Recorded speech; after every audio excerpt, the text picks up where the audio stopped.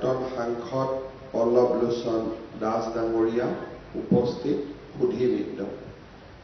আন্তঃৰাষ্ট্ৰীয় যোগ দিৱস উপলক্ষে মই অসমবাসীক আন্তৰিক অভিনন্দন আৰু শ্ৰদ্ধা জ্ঞাপন কৰিছোঁ। Yoga for self and society অৰ্থাৎ ব্যক্তি আৰু সমাজৰ বাবে যোগ শীৰ্ষক বিষয়বস্তুৰে আজি বিশ্ববাসীয়ে 10ম আন্তঃৰাষ্ট্ৰীয় যোগ দিৱস পালন কৰিছে। এক ৰূপান্তৰমুখী অনুশীলন হিচাপে যোগাভ্যাসে আমাৰ মন আৰু শৰীৰৰ মাজত সমন্বয় তথা চিন্তা আৰু কৰ্মৰ মাজত ভাৰসাম্য স্থাপন কৰে।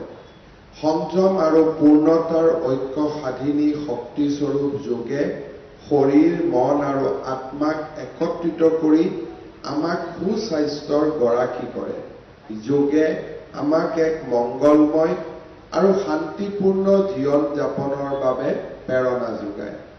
মাননীয় প্ৰধানমন্ত্ৰী নৰেন্দ্ৰ মোদী ডাঙৰীয়াৰ সবল নেতৃত্বত যোগাভ্যাসক ভাৰতীয় সভ্যতাৰ শক্তি আৰু সামৰ্থ্য ৰূপে বিশ্বৰ বুকুত সজোৰে তুলি ধৰা হৈছে। 5000 বছৰীয়া আমাৰ ভাৰতীয় সনাতন সভ্যতাৰ বহুতো স্বাস্থ্যসন্মত ইতিবাচক দিশ আছে।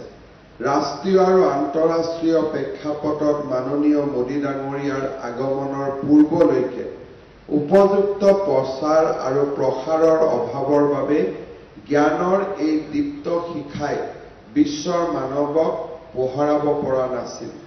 সেই কথা উপলব্ধি কৰি মাননীয় শ্ৰী মোদী ডাঙৰীয়াই এখন স্বাস্থ্যৱান বিশ্ব গঢ়াৰ বাবে প্ৰথমবাৰৰ বাবে 2014 চনৰ 27 ছেপ্টেম্বৰত ৰাষ্ট্ৰসংঘৰ সাধাৰণ পৰিষদত যোগৰ প্ৰয়োজনীয়তাৰ কথা তুলি ধৰিছিল।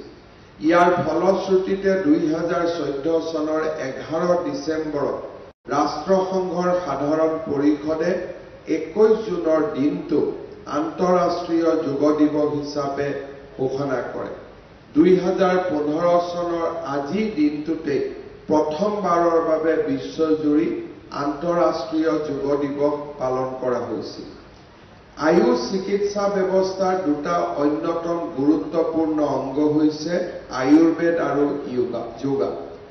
আয়ুৰ্বেদ হৈছে এনে এক বিজ্ঞান যাৰ দৰ্শন আৰু মূল মন্ত্ৰ হ'ল সৰ্বে ভৱন্তু সুখিনঃ সৰ্বে সন্তু নিৰাময়া, যাৰ অৰ্থ হৈছে সকলোৱে সুখী হওক, সকলো নিৰোগী হৈ থাকক। আপাত দৃষ্টিত কোনো ৰোগ নাথাকিলে ব্যক্তি এজনক আমি সুস্থ বুলি ভাবোঁ। কিন্তু আয়ুৰ্বেদৰ মতে তেনে এজন ব্যক্তিহে সুস্থ যাৰ শৰীৰে সকলো দিশতে ভাৰসাম্য বজাই ৰাখিছে আৰু যাৰ মনো সুখী। আয়ুৰ্বেদে আগবঢ়োৱা সুস্বাস্থ্যৰ ধাৰণাৰ ভিত্তিত বিশ্ব স্বাস্থ্য সংস্থাই ৰাষ্ট্ৰসমূহক কৈছিল যে বিশ্বজুৰি জনস্বাস্থ্যৰ শীৰ্ষ 10টা প্ৰত্যাহ্বানৰ ভিতৰত অন্যতম হৈছে ব্যক্তিৰ নিষ্ক্ৰিয় জীৱনশৈলী আৰু হৃদয় ৰোগ, কৰ্কট ৰোগ, ডায়েবেটিছৰ দৰে অসংক্ৰামক ৰোগ। এই কথা উল্লেখ কৰি বিশ্ব স্বাস্থ্য সংস্থাই নিজৰ সদস্য ৰাষ্ট্ৰসমূহক তেওঁলোকৰ নাগৰিকসকলক শাৰীৰিক নিষ্ক্ৰিয়তা হ্ৰাস কৰাত সহায় কৰিবলৈ আহ্বান জনাইছে। আজিৰ যোগ দিৱসৰ লক্ষ্য হৈছে শাৰীৰিক নিষ্ক্ৰিয়তা হ্ৰাস কৰাত সহায় কৰা। যোগ মানেই দুটা বেলেগ বেলেগ বস্তুক একেলগ কৰা বুজায়। মানুহৰ মন আৰু দেহ, মনৰ কোনো আৱয়িক অস্তিত্ব নাথাকিলেও মন যে আছে তাক কোনেও অস্বীকাৰ নকৰে। মানুহৰ সকলো সময়তে দেহতকৈ মনৰ অস্তিত্বহে পদে পদে অনুভৱ কৰা যায়।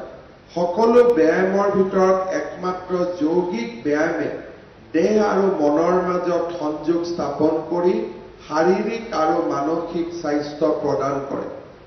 আমাৰ শৰীৰৰ প্ৰতিটো কামৰ সৈতে প্ৰাণৰ পৰোক্ষ বা প্ৰত্যক্ষ সম্পৰ্ক আছে।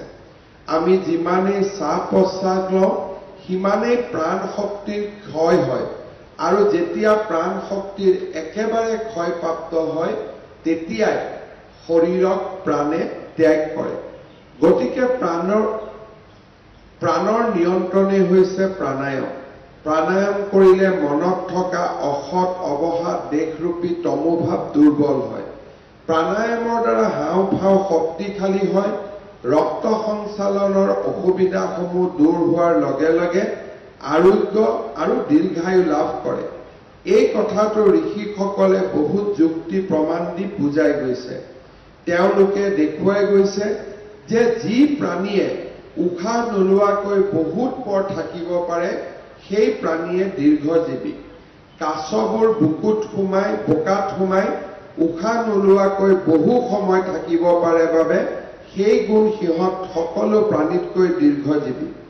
এই কথা পৰ্যবেক্ষণ কৰিয়ে ঋষিসকলে প্ৰাণায়াম প্ৰক্ৰিয়াৰ বিধান কৰিছিল।